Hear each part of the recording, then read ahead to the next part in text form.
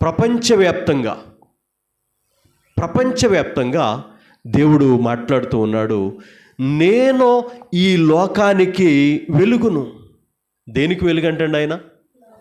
లోకము అంటే ఈ ప్రపంచము, ఇంగ్లీష్లో వరల్డ్ అంటే ఈ ప్రపంచం.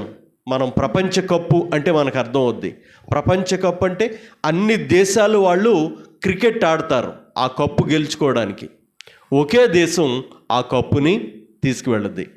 అయితే ఈ విషయాన్ని మనం ఆలోచించినప్పుడు ప్రియమైన దేవుని ప్రజలారా, ఒకసారి జ్ఞాపకం చేసుకోండి, ఈయన ప్రపంచానికి వెలుగు.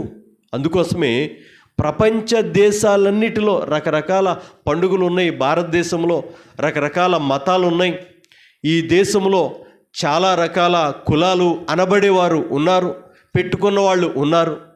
ఈ విషయాన్ని మనం ఆలోచించినట్లయితే యేసుక్రీస్తు పుట్టాడు, యేసుక్రీస్తు మన కొరకు పుట్టాడని ప్రతి దేశంలో, అది ఏ దేశం అంటూ కానివ్వండి, ప్రతి దేశంలో ప్రపంచవ్యాప్తంగా ఈరోజు జరుగుతూ ఉన్నాయి ఆయన జన్మ గురించిన.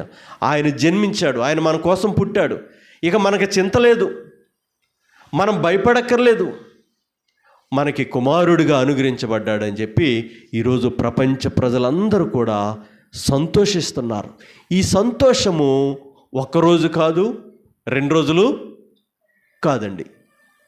ఈ సంతోషం మనకి ఎంతకాలం అండి? క్రీస్తును కలిగి ఉంటే ప్రతిరోజు మనం ఆరాధించగలం. క్రీస్తుని కలిగి ఉంటే మనం ప్రతిరోజు ఏం చేయగలమండి? ఆరాధించగలం, పూజించగలం, ఆయన మహింపరచగలం. తద్వారా సంతోషము, సమాధానము మనకి వస్తాయి. చూడండి, బైబిల్ గ్రంథంలో కొన్ని విషయాలు చదివి నేను ముగిస్తాను. లూకా సువార్త 2వ అధ్యాయము 10వ వాక్యం చదవండి. లూకా సువార్త 2వ అధ్యాయము 10వ వాక్యం.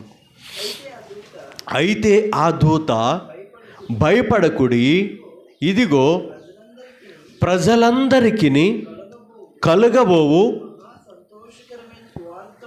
మహాసంతోషకరమైన సువర్తమానము నేను మీకు తెలియచేయుచున్నాను. ప్రజలందరికీ సంతోషాన్ని కలిగించే సువర్తమానం.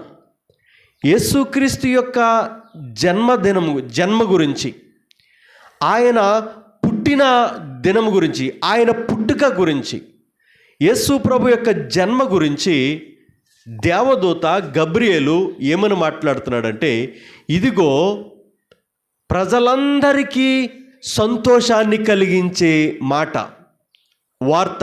ఎంతమందికండి?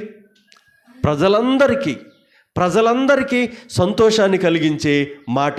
ఇందులో ఏ కులాన్ని వెనక్కి తీయటానికి లేదు, ఇందులో ఏ మతం కూడా లేదంటానికి లేదు, ఇందులో ఏ దేశం కూడా మాకు సంబంధించింది కాదు అని అనటానికి లేదు. కానీ దేవుడు అంటున్నాడు, దేవదూత ద్వారా తెలియచేసేది ఏంటంటే, ప్రజలందరికీ సంతోషాన్ని కలిగించే మాట, ప్రజలందరికీ సమాధానమును కలిగించే ఈ యొక్క అద్భుతమైన మాట, సువర్తమానము నేను మీకు తెలియచేయుచున్నాను.